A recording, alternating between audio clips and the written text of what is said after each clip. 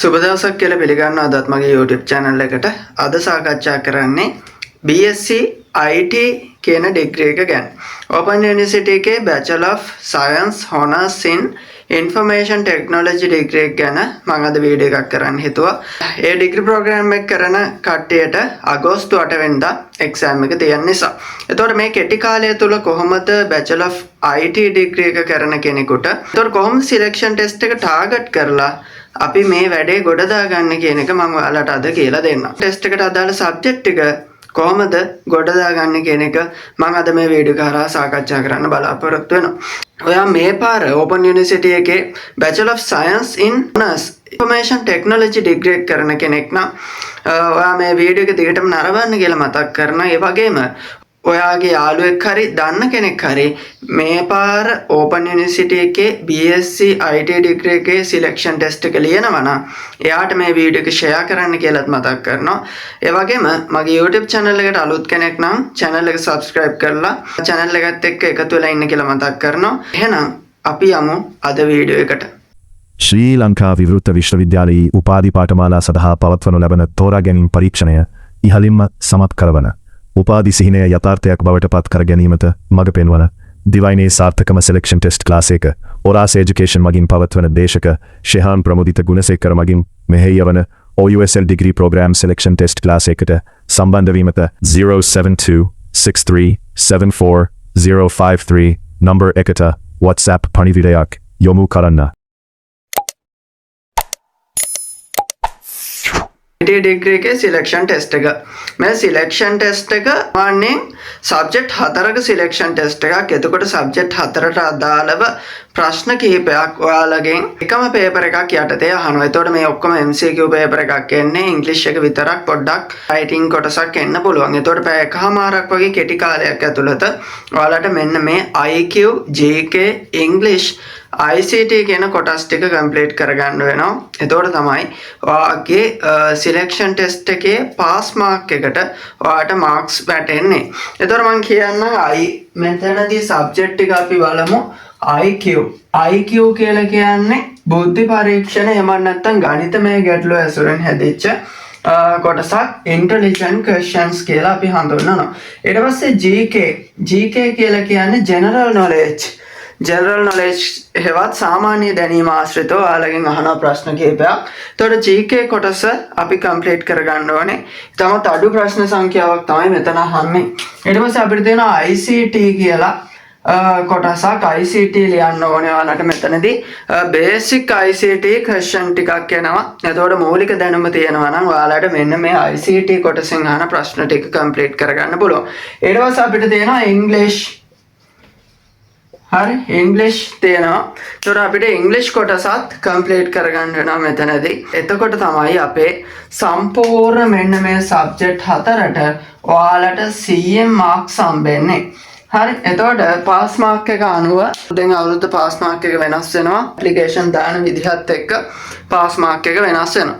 එතකොට ඔයාලට වැඩි ලකුණු ප්‍රමාණයක් මෙන්න මේ සබ්ජෙක්ට් 4ට ගන්න ඕනේ. එතකොට තමයි ඔයාලා IT degree program එකට select වෙන්නේ. select වුණාට පස්සේ ඔයාලට registration පටන් ගන්නවා. ඊට පස්සේ orientation එකකින් ඔයාලා degree program එකට campus එකේ ඇතුළට එනවා. හරි. එතකොට අපි බලමු මෙන්න මේ IQ කොටස ඔයාලා කොහොමද ගොඩ දාගන්නේ කියලා. ඔයාලට තියෙන ප්‍රශ්න තමයි ඔයාලට ඉංග්‍රීසි මීඩියම් පේපර් එකක් එන්නේ. එතකොට මේ සබ්ජෙක්ට් 4ම ඉංග්‍රීසි මීඩියම් වලින් තමයි ඔයාලට ප්‍රශ්න ටික එන්නේ. MCQ තෝරන්න තියෙන ඔයාලට සම්පූර්ණ ඉංග්‍රීසි මීඩියම් පේපර් එකක් එන්නේ. එතකොට සිංහල මීඩියම් එහෙම කවුරු හරි එයි කියලා බලාපොරොත්තුෙන් ඉන්නවනම් ඔයාලගේ දැන් බලාපොරොත්තුව බොඳ වෙලා යනවා. හරි. එතකොට ඔයාලට තියෙන ඉංග්‍රීසි මීඩියම් පේපර් එකක්. ඒ නිසා දැන් ඉංග්‍රීසි මීඩියම් පේපර් එකට ඔයාලා ලෑස්ති වෙන්න ඕනේ. එතකොට IQ වල ඔයාලට ඉංග්‍රීසි මීඩියම් පේපර් එකක් ආවට කිසිම ප්‍රශ්නයක් නැහැ. ඔයාලට තියෙන ප්‍රශ්න තේරුම් ගන්න විතරයි. එතකොට ප්‍රශ්න තේරුම් ගත්තාම ඔයාලට හදන විදිය එකම විදිහම තමයි. ඒ වගේම අපි mathematics sessions ගැන සාකච්ඡා කරලා තියෙනවා ක්ලාස් එකේ එහෙම. එතකොට කිසිම ප්‍රශ්නයක් නැහැ. IQ කොටසට ඔයාලට ඉංග්‍රීසි මීඩියම් පේපර් එකයි සිංහල මීඩියම් පේපර් එකයි දෙකම හම්බෙනවා. එතකොට ඔයාලට ඒක කල්පනා කරලා ගාන හදන විදිහ බලලා සහ ප්‍රශ්න තේරුම් අරගෙන වැඩේ කරගන්න පුළුවන්. එතකොට මේක ඔයාලට ඉංග්‍රීසි තේරෙනවා නම් කියවද්දි තේරෙනවා නම් IQ ප්‍රශ්නෙට කිසිම ප්‍රශ්නයක් නැහැ. හරිද?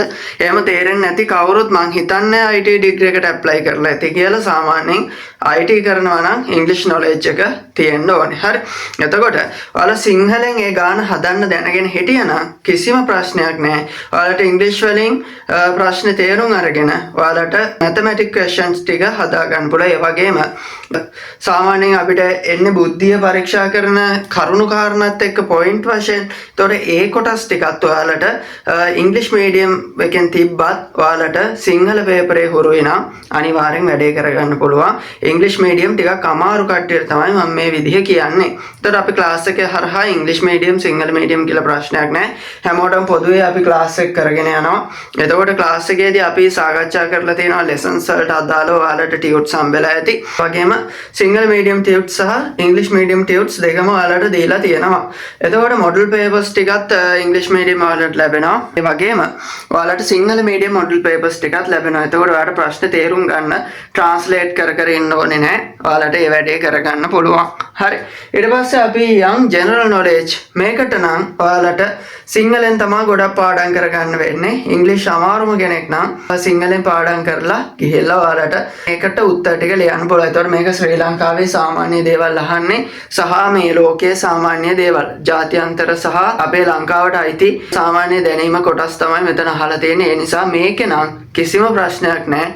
ඉංග්‍රීසි මීඩියම්ද සිංහල මීඩියම්ද තමිල් මීඩියම්ද කිසිම ප්‍රශ්නයක් නැහැ. ඔයාට තේරුම් ගැනීමට ඉතාමත් පහසු ප්‍රශ්න ටිකක් එන්නේ GK කොටසට. එතකොට ඔයාලට සාමාන්‍ය දැනීමේ දැනුම තිබ්බනම් හොඳටම ඇති. මේක ඉංග්‍රීසි මීඩියම්ද සිංහල මීඩියම්ද කියන එක අදාළ වෙන්නේ නැහැ.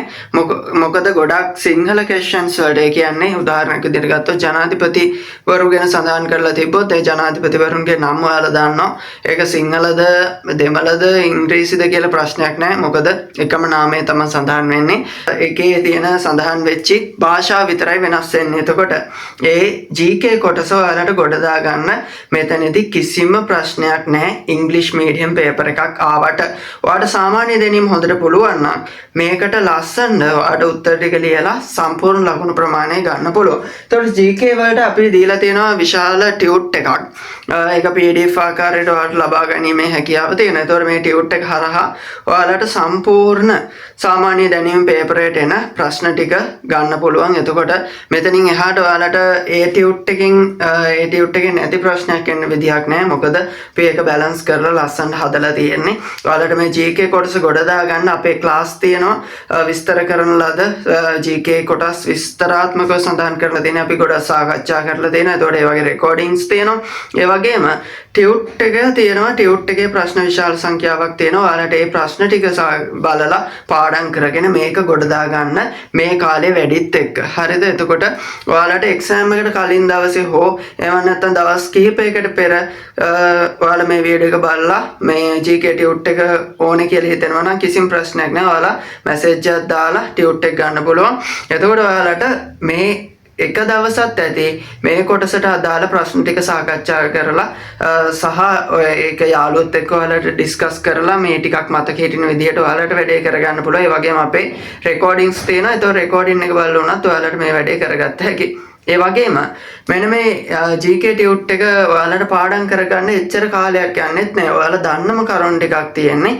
එතකොට ඒකත් ඔයාලට පාඩම් කර ගැනීම හැකියාවක් තියෙන එක දවසක් ප්‍රමාණවත් වැඩේට GK කොටසට මං කිව්වේ. ඒක නිසා GK කොටස ගැන වැඩි හිතන්න එපා. ඊට පස්සේ ICT කියන එකේදී එන්නේ ඔයාලට බේසික් to advance කියන ප්‍රශ්න කිහිපයක් එනවා. එතකොට බේසික් කොටස වැඩි මෙතනදී hardware software ගැන එහෙම අහන තැන් තමයි මෙතනදී අපිට දැක බලා ගන්න පුළුවන්කම තියෙන්නේ. එතකොට සාමාන්‍ය IT ICT computer science කියන කොටස් වලින් තමයි මෙතනදී ඔයාලගේ පේපර් එක හැදිලා තියෙන්නේ. එතකොට පේපර් එකට අදාළ ප්‍රශ්න මෙන්න මේ ICT basic knowledge එකෙන් ඔයාලට ලියන්න පුළුවන් විදිහට Open University එකෙන් අහලා තියෙනවා. එතකොට මෙතනදී ICT දන්න කෙනෙක් නම් ඔයාට මොබයිල් ෆෝන් පාවිච්චි කරලා ඒ වගේම කම්පියුටර් පාවිච්චි කරලා කම්පියුටර් software වල වැඩ කරලා තියෙන කෙනෙක් නම් කිසිම ප්‍රශ්නයක් නැහැ. ඔයාගේ knowledge එක හොඳටම ප්‍රමාණවත් ICT කොටස ගොඩ දාගන්න. එතකොට ICT ගැන කිසි දෙයකට බය වෙන්න එපා. ඔයාලට බේසික් knowledge එක තියෙනවා නම් ඔයාලා ඒක ගැන හිතන්න ඕනෙම නැති තරම්. හරි. ඊට පස්සේ ඉංග්‍රීසි කොටස. ඉංග්‍රීසි කොටසට සැලකිය යුතු ලකුණු ප්‍රමාණයක් හම්බ වෙනවා. එතකොට මෙන්න මේ ලකුණු ප්‍රමාණය හදාගන්න ඔයාලට A level දැනුම ඕනේ, O level දැනුම ඕනේ. එතකොට මෙන්න මේ A level සහ O level කියන ඔයාලට ගොඩාක් ප්‍රශ්න හැදෙනවා මෙතනදී. ඒ වගේම අපි සාමාන්‍යයෙන් අපි දන්නවා ජෙනරල් ඉංග්‍රීසි කියන සබ්ජෙක්ට් එක ගොඩ දෙනෙක් පාස් වෙලා ඇති මෙතන ICT ඩිග්‍රී එකට ඇප්ලිකේෂන් දාපු කට්ටිය. එතකොට ඉංග්‍රීසි නොලෙජ් එක හොඳටම ප්‍රමාණවත් ඔයා ජෙනරල් ඉංග්‍රීසි වලට A1 B1 C1 වගේ දාලා තියෙනවා නම් ඔයාලට ඉංග්‍රීසි කොටස කොට දාගන්න එක කිසිම ගැටලුවක් නැති තරම්. හරි. එතකොට ඉංග්‍රීසි කොටසත් සාමාන්‍ය ඉංග්‍රීසි version ටිකක් තමයි අහලා තියෙන්නේ. එතකොට මේක සාමාන්‍ය අපිට ගෙස්ට් කරලා දෙන්න පුළුවන්. අපි සාමාන්‍ය ගෙස්ට් පේපර් කිහිපයක්ම අපේ පන්තියේ සාකච්ඡා කරලා තියෙන්නේ. ටියුට්ස් දීලා දෙනවා මේකට අදාළ වෙන පාඩම් වලින්. ඒ වගේම අපි මොඩල් පේපර් එකක් ලිව්වා. ඒ පේපරේ ප්‍රශ්න ටික ඔයාලට බලන්න පුළුවන්. ඒ ටික ඩිස්කස් කරනවා ඉස්සරහට. ඒ වගේම අපි ලෙසන් එකට අදාළව ඔයාලට ටියුට්ස් දීලා තියෙනවා. එතකොට ඉංග්‍රීසි සම්පූර්ණයෙන්ම කම්ප්ලීට් කරලා තියෙන අපේ ක්ලාස් එකේ වගේ රෙකෝඩින්ග්ස් තියෙනවා. සහ ඉස්සරහට ඔයාලගේ ඩිග්‍රී එකට අදාළව අපි රිවිෂන් ක්ලාස් පටන් ගන්නවා. හරි. එතකොට ඔයාලට මේවට සම්බන්ධ වීමේ හැකියාව තියෙනවා ඉංග්‍රීසි ක්ලාස් වලටත් එක්ක. හරි. එතකොට මෙන්න මේ සබ්ජෙක්ට් හතරම අඩුම පන්ති ගාස්තුවක් යටතේ අපි පන්ති පැවැත්වුවා. ඉස්සරහටත් එහෙමයි.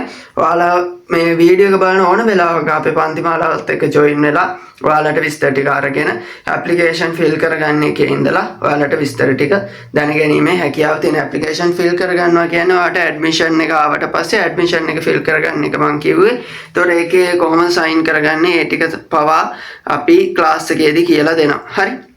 එතකොට ඔයාලට මෙන්න මේ සබ්ජෙක්ට් හතරම අවම පන්ති ගාස්තුවක් යටතේ සම්බන්ධ වීමේ හැකියාව තියෙනවා. එතකොට ඔයාලා පන්තියට සම්බන්ධ වෙනවා නම් මෙන්න මේ WhatsApp නම්බරයට WhatsApp message එකක් දාලා ඔයාගේ selection test එක අනිවාර්යෙන් ගොඩ දාගන්න අපේ පන්ති මාලාවත් එක්ක සම්බන්ධ වෙන්න කියලා මතක් කරනවා. ඒ වගේම description box එකේ තියෙන අපේ WhatsApp group එකේ link එක. මේ link එක හරහා WhatsApp group එකට join වෙලා පන්ති මාලාව ගැන විස්තරත් Open University එකේ අනිකුත් degree program ගැන විස්තරත් ඔයාලට ලබා ගැනීමේ හැකියාව තියෙනවා. ඒ වගේම මෙන්න මේ WhatsApp නම්බරයට WhatsApp message එකක් දාලා ඔයාලට අනිවාර්යෙන් අපේ ක්ලාස් එකත් එක්ක join වීමේ හැකියාව තියෙනවා. එතකොට වැඩි කල් අරින්න නැතුව ඉක්මනින් මෙන්න මේ WhatsApp නම්බරයට WhatsApp message එකක් දාලා ඔයාගේ IT degree program එකේ සිහිනය යථාර්ථයක් කරගන්න කියලා මතක් කරනවා. ඒ වගේම කාලේ හොඳටම ප්‍රමාණවත් අපේ පන්තියට සම්බන්ධ වුණා හෝ නැතා කවුරුත් බලන්නේ සිලෙක්ෂන් ටෙස්ට් එක ගොඩ දාගෙන ඔයාගේ සිහිනේ යථාර්ථය බවට පත් කරගන්න. එතකොට මෙතනදී අපේ පන්තියේ හෝ වෙන්න පුළුවන් වෙනත් කෙනෙක් වෙන්න පුළුවන් කිසිම ප්‍රශ්නයක් නැහැ. ඔයාලට මොනවා හරි උදව්වක් ඕන නම් මෙන්න මේ WhatsApp නම්බරයට WhatsApp message එකක් දාලා දැනගැනීමේ හැකියාව තියෙනවා. ඔයාලට කරන්න පුළුවන් ඕන උදව්වක් අපි කරනවා. ඒ වගේම තොරතුරු දැනගන්න ඕන ඒවා අපෙන් අහලා දැනගැනීමේ හැකියාව තියෙනවා. ඒ නිසා කිසි දෙයකට බය වෙන්න එපා. ඔයාට මෙන්න මේ සිලෙක්ෂන් ටෙස්ට් එක අනිවාර්යෙන් ගොඩ දා ගැනීමේ හැකියාව තියෙනවා. ඒතකොට මේක එච්චර අමාරු දෙයක් නෙමෙයි. අනිවාර්යෙන් ඔයාට සිලෙක්ට් වෙන්න පුළුවන් ඩිග්‍රී ප්‍රෝග්‍රෑම් එකට. ඒ නිසා අද ඉඳන් හරි කමක් නැහැ. එක්සෑම් එකට කලින් දවසේ හරි කමක් නැහැ. ඔයා අනිවාර්යෙන් වැඩ ටික කරගන්න. ඒ අදාළ පැය ගන්න හරි ඔයා බැලන්ස් කරලා මෙන්න මේ එක්සෑම් එකට ලෑස්ති වෙලා යන්න ඔයාට අනිවාර්යෙන් සිලෙක්ට් වීමේ හැකියාව තියෙනවා. හරි. එහෙනම් මේ වගේ වීඩියෝ එකකින් නැවත හමු වෙන බලාපොරොත්තු වෙමින් අදට මම ගිහිල්ලා එන්න. ඔයාලා හැමෝටම සුබ අනාගතයක් ප්‍රාර්ථනා කරනවා.